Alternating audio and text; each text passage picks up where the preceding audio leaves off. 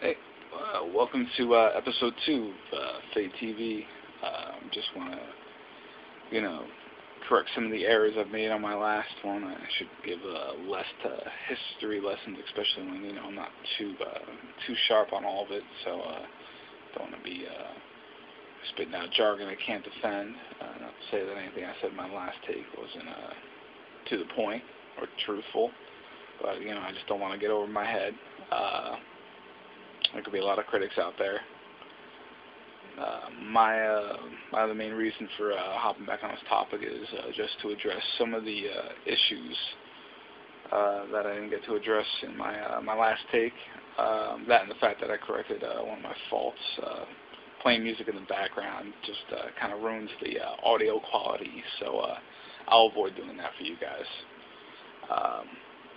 Things I want to cover is, some of Ron Paul's big standards. He's some of the things he's been addressing to the nation during the debates that people would be very interested in. That his extreme, opposition to preemptive strikes against other countries without, the knowledge or without the permission of our government and our people, such as what he did in Iraq, with no evidence, no backing, just jumps over in a country mainly just to secure the oil, which was the first thing they did. If no one's aware, the first thing they did, they didn't secure any bases, they didn't secure anything. The first thing we did when we touched ground over there is secure the oil fields. That was the first thing. And if you want to know who's working those oil fields right now, they'd be Texan oil, companies. So just you might want to research what Texan oil companies are working them. But those are American guys shipping that oil around right now over in Iraq, or at least most of them. I don't know if it's handed them back over yet, but 2-1, they're probably not, and if they are, it's going to be under some BS fallacies. But so I like to see the end of stuff like that. I don't like my government acting shifty, especially when I paid them to do their job. I don't know about anybody else, but I think most of us pay taxes. Most of us, not to say everybody. There are some of you slick guys out there, but I don't want to point fingers. One thing I want to point at is Mr. Ron Paul. I want to make sure people are well aware of this guy and well aware that all the parties, specifically the Republican Party's own party, are working hard to make sure that he's not heard of, seen of, and is only taken as a joke, when this man is more hardcore than any one of them. Alright, you're talking about the man who took on Rudy Giuliani, in one of the first debates, called him out on 9/11,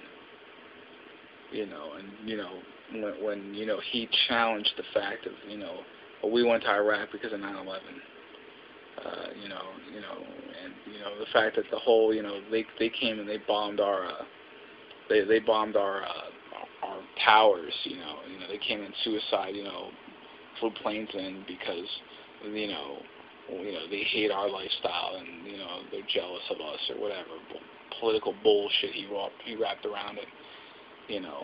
The truth was, and Ron Paul put it right out there, they hate us because we're over there. We've been over there for years. And if anyone remembers Desert Fox and all the other stuff, Desert Storm, they know us very well over there. We've been there since, 50 years ago, we've been out there meddling in their affairs for God knows how long. And they're pissed, and they've been pissed. They've grown to hate us. And you can't change that by going over there and using more force and doing everything that they've hated from the start. Lead by example, people. That's what it's all about. And we need to select a leader who will lead by example.